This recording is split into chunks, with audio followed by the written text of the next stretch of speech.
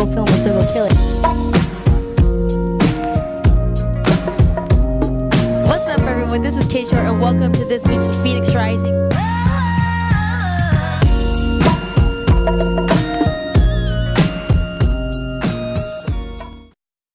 Hi, everyone. Welcome to Phoenix Rising. My name is K.Short, and I'm with Miss Elle Winston. I'm so excited for you to be here. Thank you so hi much. to everybody. I'm so happy to be here. Hello, Phoenix. Happy to be home. Where are we at right now? We are at Valley Bar. We are on Central Ave. So happy to be here. Yeah. It's amazing. Yeah. What was Valley Bar before? Was it ever a place?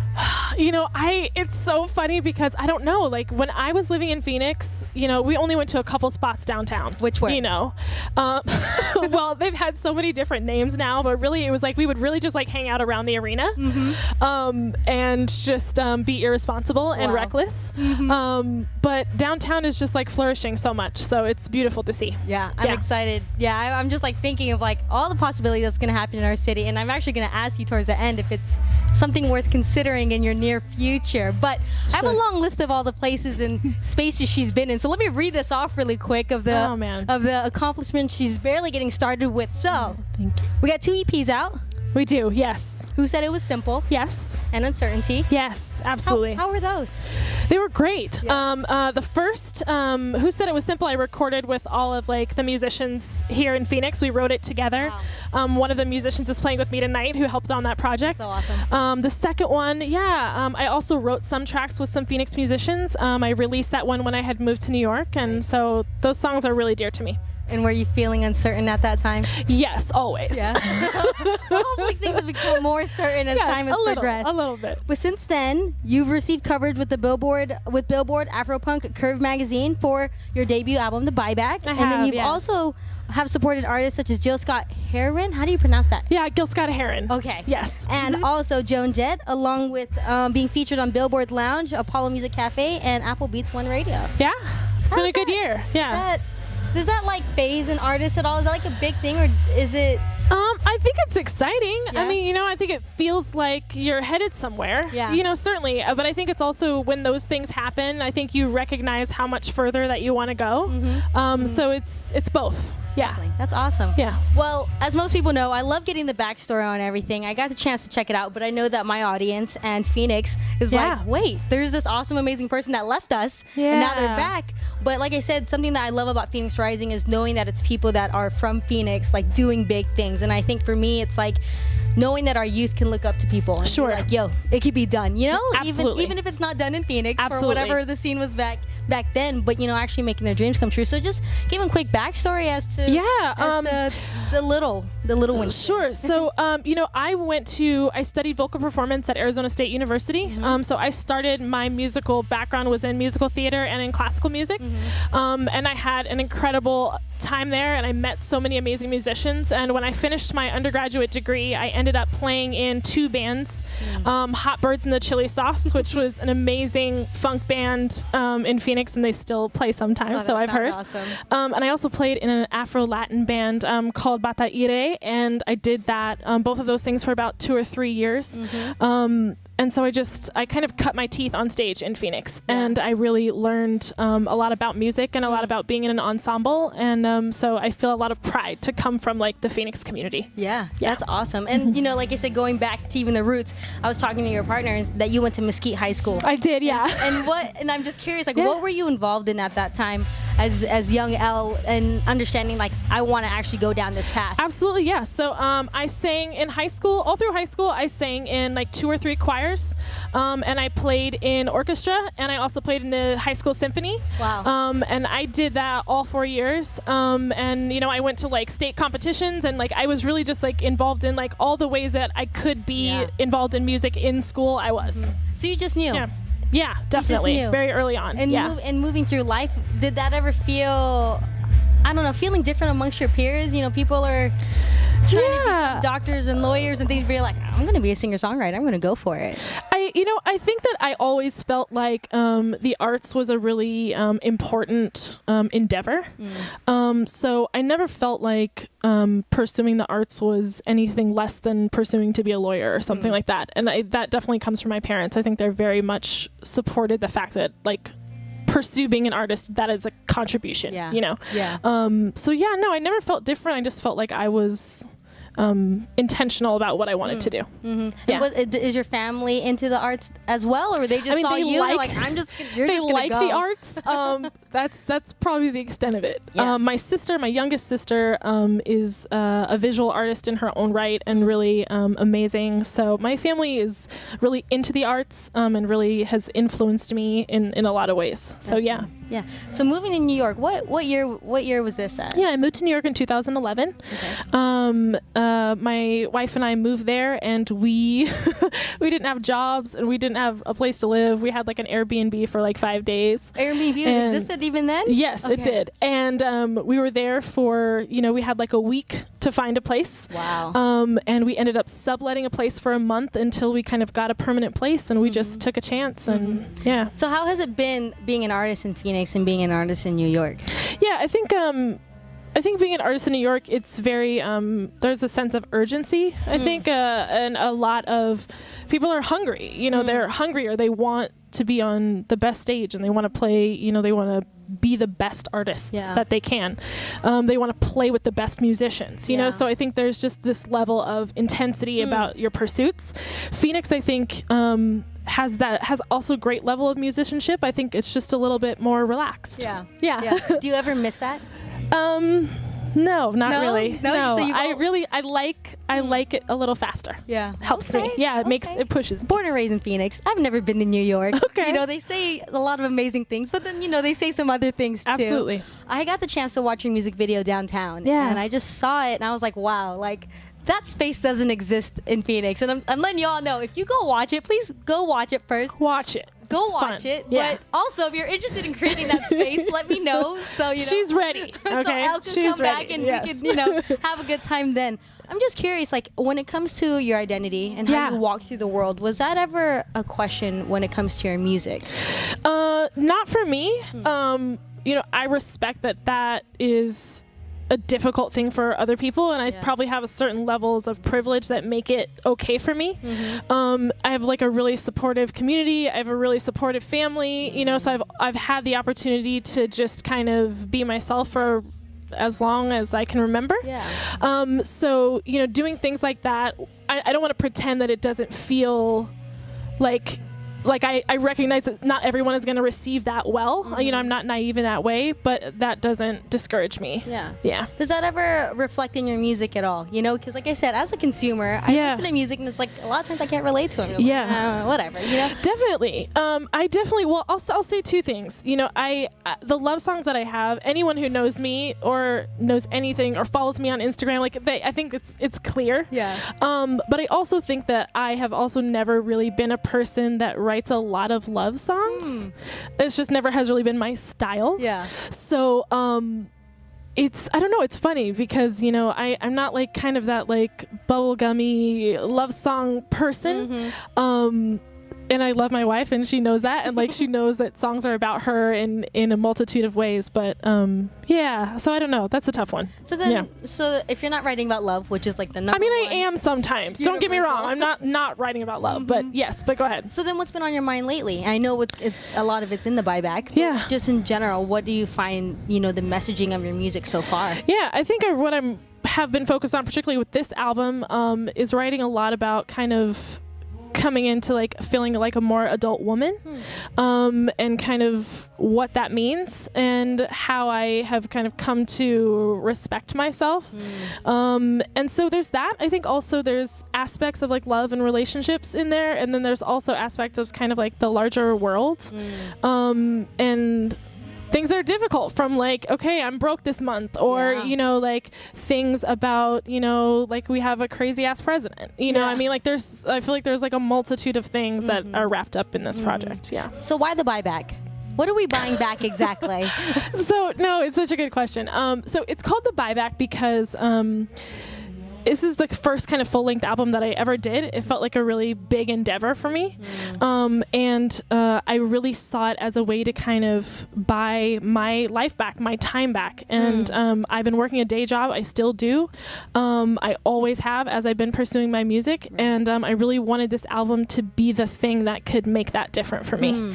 And so I thought of my time and my energy and my writing as the investment in myself. And I'm just going to buy my life back. So, and listening to the album, does it give us a storyline? I've been listening to it repeat, but I'm just like so entrenched in that. But I just want for you to be able to speak for like what was the process of creating this project? Yeah, so I co-wrote it with an incredible bass player and writer named Alex Smith. He plays on the album, and kind of helped me write these songs. And then also my other band members. Also kind of who live in New York also contributed to the album, and so we all we just made it together, man. We kind of went in, we had a few studio sessions, and it was a lot of kind of independent writing and then kind of bringing it to the group and saying like, can we flesh this out with some more interesting sounds and like, how can we take this to the next level, so yeah, it was both a group effort and also really personal for me, It's mentioned that there's power talked about it and talked in it, along with vulnerability. Yeah. What songs exactly is that being enhanced in? Sure. So I think that there's a song called Night Notes, which is just about like having fun and like having a good time and like feeling powerful and feeling independent. There's another song called Bird, which is about, it's not necessarily my personal experience, but it is about like women and domestic violence and kind of like what women experience in the world just more generally. And I think that song both has power in it, but it's also has vulnerability, and it's sad, and both of those things exist at the same time and can exist in a person at the same time. So yeah. What about vulnerability? I think so I have a song called All We Need, which I wrote about my wife, and I definitely feel like kind of that talks a little bit about like our personal journey together. And then I have another song called Always, which like is always like difficult for me to sing because it's very personal. Are we singing it tonight? We are singing it tonight. Gosh. It's happening. Yeah, it's just about kind of like me pursuing my music and how hard that is. And so yeah, it's vulnerable. Do you have, when you were creating this album, did you have like a sort of ritual going into it? I just remember being younger and watching making the video or behind the music, and I remember like Christina Aguilera, like she had this whole thing of like laying on the floor, things like that, really low lit. I was just curious if you had a particular ritual when it came to creating this project, or just in general making music.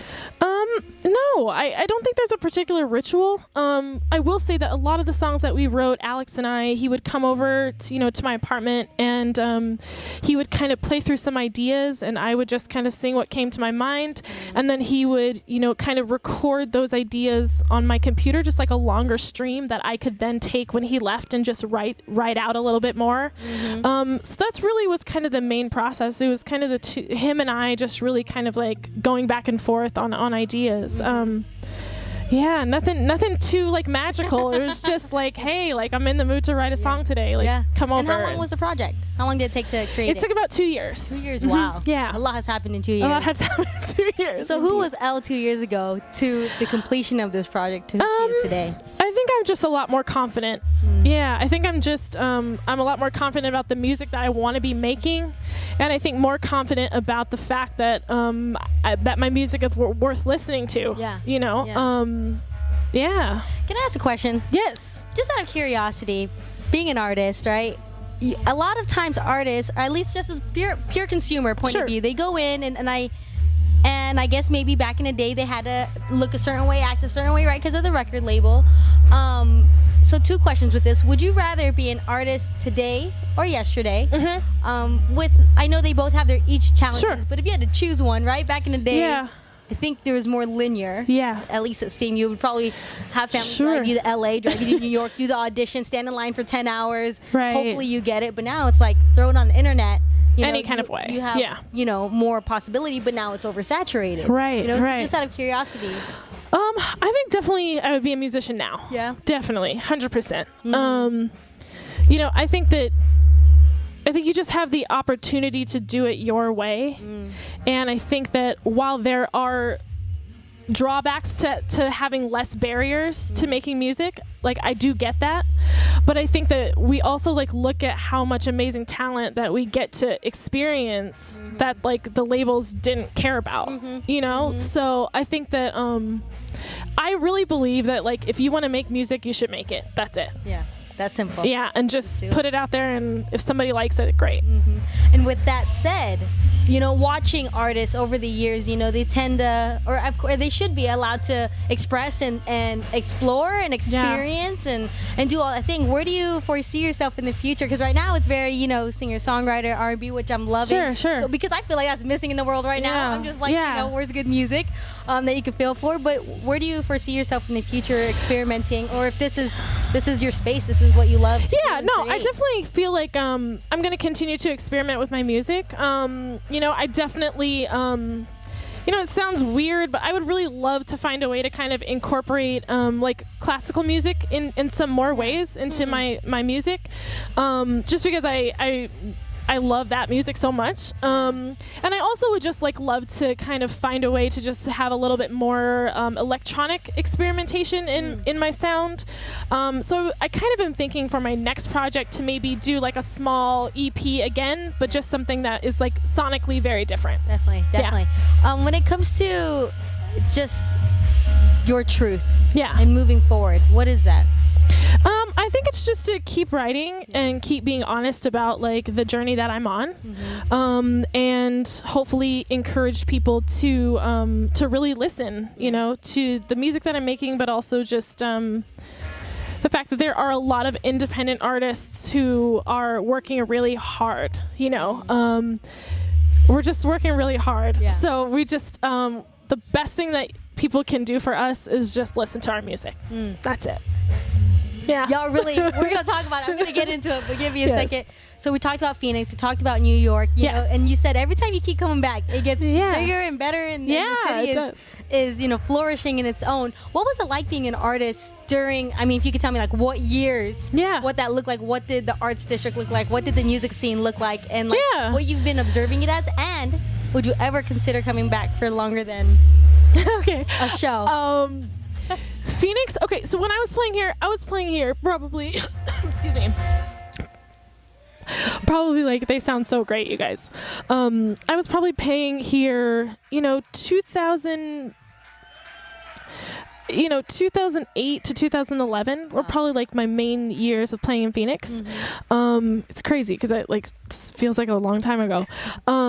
But, you know, like we were playing at like the Lost Leaf and the Sail Inn, which doesn't exist anymore. You know, so some places in Tempe, some places, in the Roosevelt district area. And honestly, I just always felt like people wanted to see live music in Phoenix. You know, people were excited about it. If you were doing a band that was interesting, if you were doing something that had energy and was had like, you know, some real, like a story behind it, you know, something that you clearly believed in, people clearly were going to support you.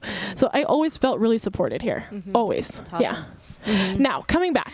I love New York so much. So I don't think that I would come back to Phoenix, but I do think that I would be interested in maybe writing an album here, or, you know, coming back for like a short period of time and doing like a homecoming project or something like that, which I think could be really fun. So okay, that sounds awesome. Hi. I know, I was just like, you're good. We're not doing anything wrong. So my last question is actually I have two last questions. My last question is, if you could give advice to your younger self and a message to the youth, what would it be? To my younger self, I would say to be riskier. And take more chances, and I would say be a little more humble, you know, like be humble enough to like be a beginner, you know, because you don't know a lot of things, and like ask people for help more. And have you gotten better since yes, then? Okay. definitely. I'm asking people for favors all the time now. So there's that, and then I guess remind me the last question you said. Just a message to the youth. Oh, just a message to the youth. You over at Mesquite. Yeah. Little to the partner over youth. at North. To the youth, I would say just kind of care about the music that you're making. I would say start making original music early, and I would say listen a lot. I think the larger catalog of music that you have in your ears, the more you're going to be able to translate what you really want to say in your own music. And you're going to have like those tools to do it. And I would say collaborate. Speaking of collaboration, top 3 on your dream collaboration list. Oh my God. Number 1 is The Roots. There you go. Number 2 would probably be, maybe like Nas. And then number 3 would probably be, maybe it's going to sound cliche, but maybe Lauryn Hill, just because she's epic. She everything is everything. She would just write a great song, and I would just have the privilege of like singing the hook or something. I do background vocals, and she can just do everything. There you go. Yeah. Awesome. Okay. So where can they find you on social media? This thing called the internet. Yes, is a big thing. The internets. I am at Elle Winston on Instagram. It's ELLE Winston, and on Twitter I'm L_Winston and LWinston.com. There we go. So yeah, you can find my music everywhere: iTunes, Spotify, Tidal, all the places that you get your music digitally. Please. And then my album is also for sale on CD on my website. There we go. Yes, cool. Please. So pick it up. The buyback. Yes, it's out now. I'm gonna buy it. Not give it back after the show. That's right. So hopefully you all enjoyed all the bits that you got from this episode of Phoenix Rising. Again, Miss Elle, thank you so much for having me. Yes. It's been such a pleasure. Thank you. I'm happy to be home. I'm being completely honest. Like, thank you. To know that someone like came out of Phoenix, just came out of the Valley in general, and is actually went for it and is going as far as they're going. I don't know. It's just like inspiring to me. Thank you. And knowing that you're in those spaces and places, and it's just like it feels good knowing that. Awesome. There's something coming out of the Valley. Yeah. No, we're representing Phoenix. Trust me. So make sure to follow her. Again, make sure to go to Spotify, iTunes, Google Play, all the good things. Buy the buyback. Just listen to some good music, y'all. My name is K.Short, and again, thank you so much for watching Phoenix Rising. We'll see you all on the next episode. Thank you, guys.